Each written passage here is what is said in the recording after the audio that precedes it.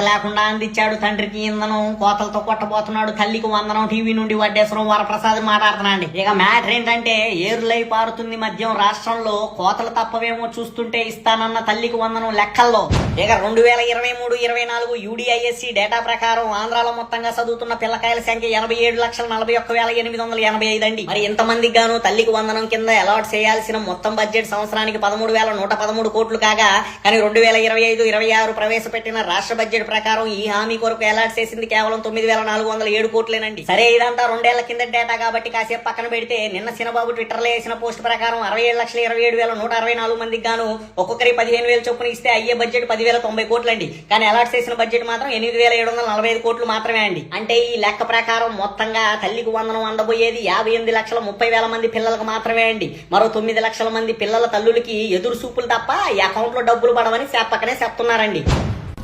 ఏం మాట్లాడుతున్నావురా, నరాలు కట్ అయిపోయింది. ఇక ఎన్నికల ముందు ఓట్ల కొరకు ఇస్తా అన్నాడు తల్లికి వందనం, ఇక హామీని అమలు చేసేనాడు ఇలా కోతలు కోసి ఎడుతున్నాడు పంగనాము అంటూ పలువురు రాజకీయ విశ్లేషకులు గుసగుసలాడుతున్నారని సమాచారం అండి.